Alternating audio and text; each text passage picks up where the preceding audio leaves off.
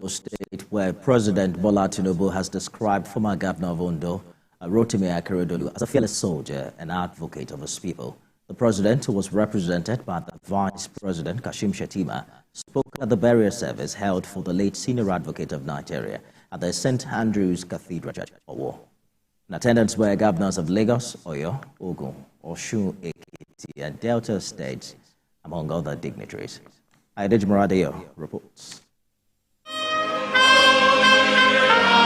It is the end of an era. The final journey to the great beyond for former governor of Ondo State, Akeredoolu. The large turnout of dignitaries from all walks of life for the final burial service for the man popularly known as Akiti attests to his stature as an accomplished politician and legal icon. In his speech laced with words of grief and admiration, President Bola Tinubu commended late Akeredoolu's indomitable legacy of national service. Represented by Vice President Kashim Shettima, President Tinubu traced his journey from being a distinguished legal practitioner to his pivotal role as the governor of Ondo State. He commended his vast intelligence and profound impact of his leadership. Today we did final farewell to a remarkable soul whose final station was as the governor of Ondo State, Arakorin Oluwarotimi Odunayo Akeredoolu, SANCON. A man who in the theater of life stood as a fearless soldier for his people. A man who was unflinching in his dedication to their well-being. A man whose legacy is etched in the battles he fought on behalf of the people, leaving an indelible footprint on the sands of our shared history. Forged in the workshop of a noble profession, the legal profession, whose members he got to lead, and whose highest honor he was privileged to acquire. In his message, the Anglican Bishop of Akeredoolu Diocese, Most Reverend Blessing Aiyedatiwa, described the former governor as a courageous leader and dogged fighter. Forget that when we leave this world, we go with nothing. Revelation chapter 14 verse 30 says, the only thing we will be remembered for is our works, good or bad. And the word of God says in 1 Timothy chapter 6 verse 7, we brought nothing into this world, and it is certain we carry nothing out. Different words. On his part, Governor Aiyedatiwa extolled the virtues of his former boss, stressing that the legacy he left behind remains evergreen. A courageous leader, a fighter, a warrior, with integrity. How can we forget him so soon? It is not possible,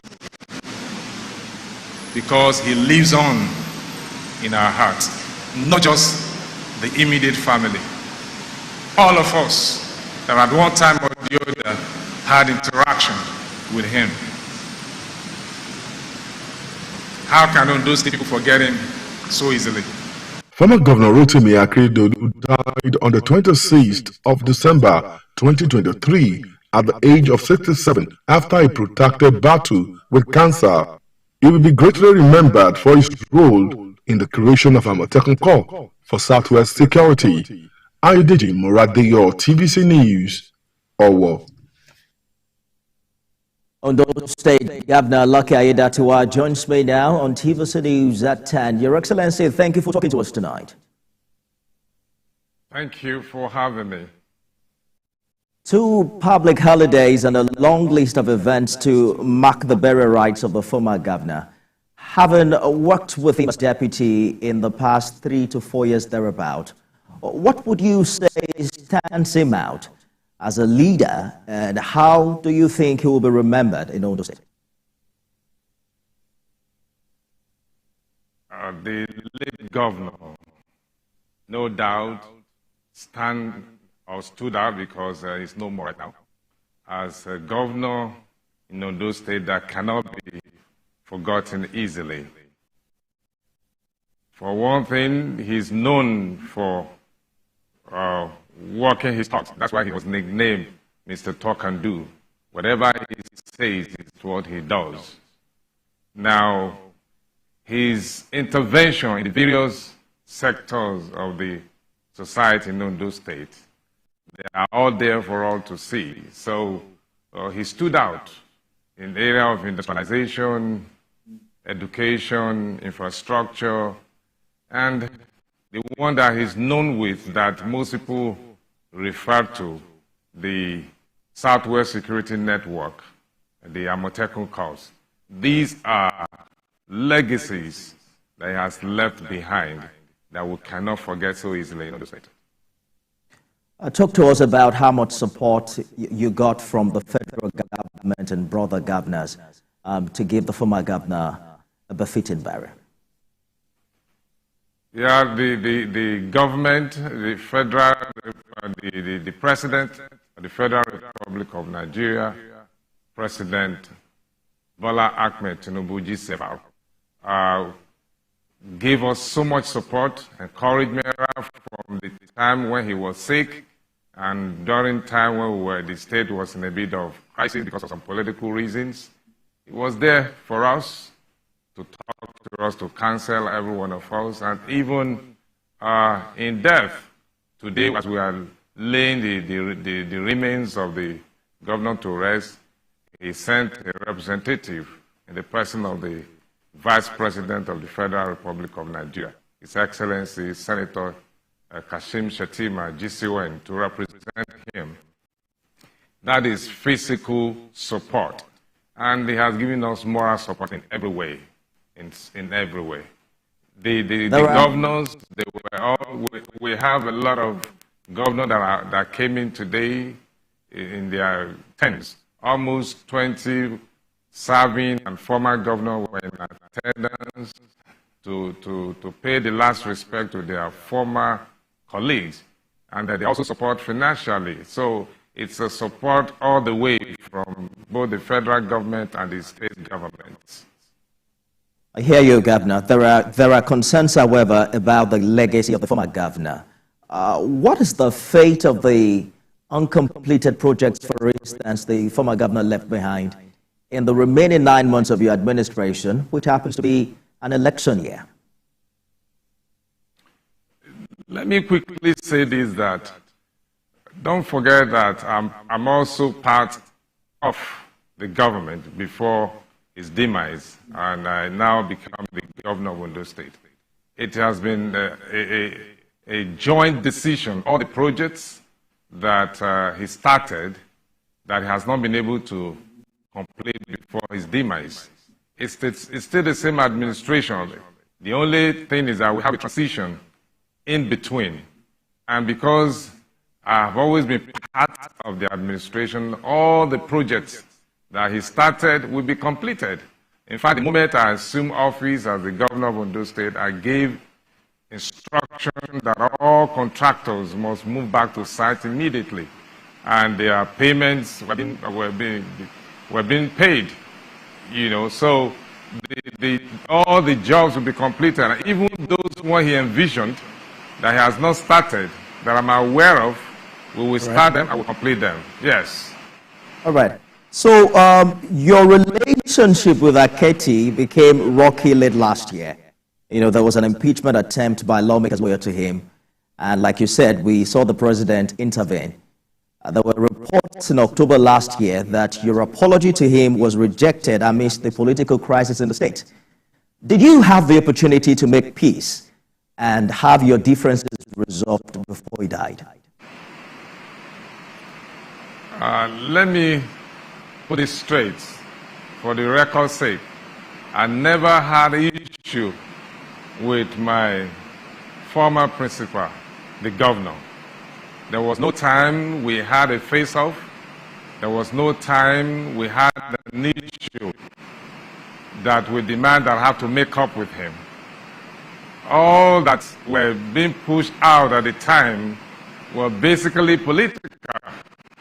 They were all falsehood and insinuation. It's all because election was coming and because the governor was very sick and a lot of, intrigues, were at play at the time. So there was no time.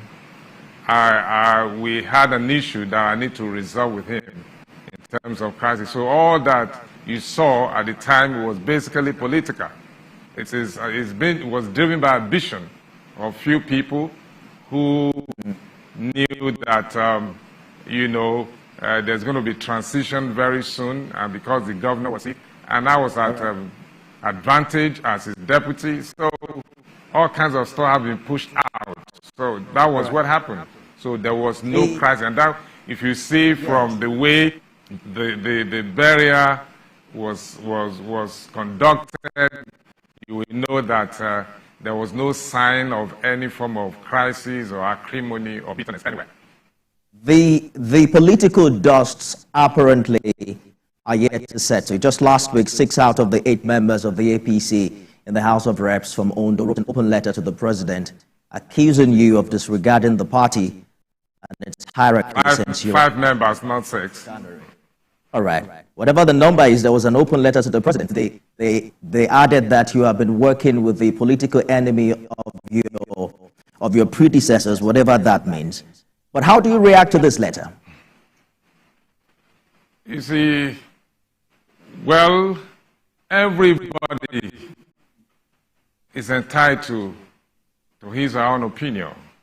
That is just an opinion of some people that are also driven by ambition.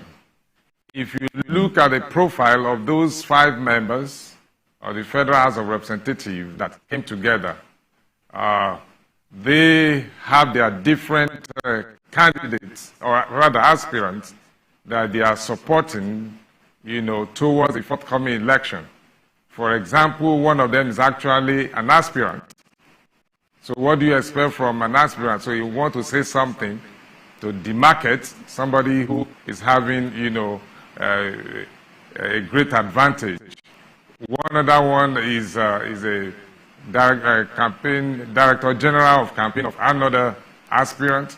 So all of them, they have their own ambitions of who they want to succeed, to be governor. So that is an progressive position, really. And the party has actually responded. The party at the state level, that there was no crisis in the party. They are not at loggerhead with me as the governor. We are working together. The party and the government, we are working together. We are one. So Mr. Governor, there is no crisis in the party at all. We have completely run out of time. But just before we go, you have been widely rumored to be interested to run in the November governorship election. Will you be seeking the APC ticket in April? Definitely, I will be running because I'm already a sitting governor. And let me say this, that nobody wants to be governor for 1 year. Come on. Give me what the Constitution, allows me to do.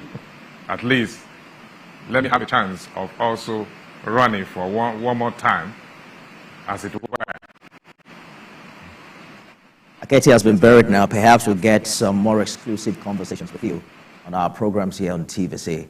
I've been speaking with the Executive Governor of Ondo State, Governor Aiyedatiwa. Thank you so much for sharing your thoughts with us.